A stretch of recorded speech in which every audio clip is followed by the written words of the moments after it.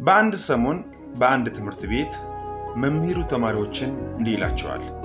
ንጹህና ነጭ ወረቀት ይሰጣቸውና ወረቀቱን እንዳታበላሹት፣ ሌላ ብታበላሹት ግን ሌላ የሚተካ ወረቀት አይኖራችሁምና ተጠንቅቃችሁ ወረቀቱን ተጠቀሙ፣ ማለትም ስዕል ስላችሁ አምጡልኝ በማለት መምህሩ ለተማሪዎች ወረቀቱን ይሰጣቸዋል። ወረቀቱን ተማሪዎች እንደተቀበሉት ከተማሪዎች መካከል አንዱ ተማሪ ወረቀቱን እንደተቀበለ ድንገት ገና ሳይጀምር ወረቀቱን ያበላሸዋል።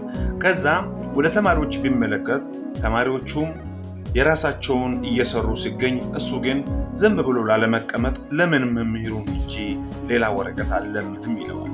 እንዳሰበውም መምህሩ ጋር ይሄድና መምህሩ ሆይ ወረቀት የሰጠኝ ወረቀት ስለተበላሽብኝ እባክህ ወረቀት ካለ ስጠኝ፣ እኔ ገና ሲጀምር ተበላሽቶብኛል ይለዋል።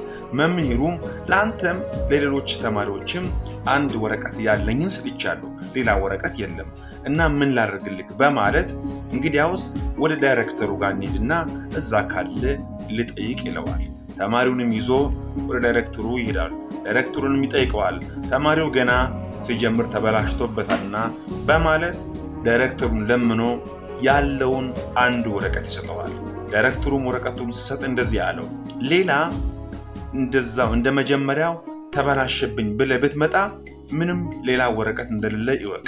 ስለዚህ ያለችኝን እቺውት አንዷን ወረቀት ነው የምሰጥህ።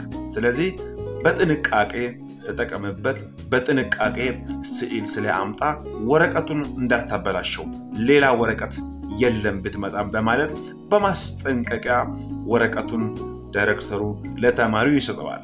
ተማሪውም ወረቀቱን ከተቀበለ በኋላ ሄደ። መልእክቴ አንድና አንድ ነው።